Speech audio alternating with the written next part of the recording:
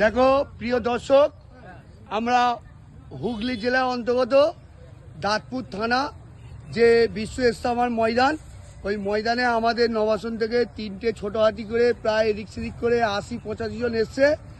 আমাদের একটা হাতির গাড়িতে ছেলেরা মুড়ি তরকারি ছোলা এনেছিল, খেয়ে দিয়ে এই আমাদের বর্দা সালাম দাও। হ্যাঁ ঠিক আছে, আমরা এখানে আসতে বলে ধরলো তো নাকি? ঠিক আছে, হ্যাঁ চন্দননগর মার কাজে, ঠিক আছে। হ্যাঁ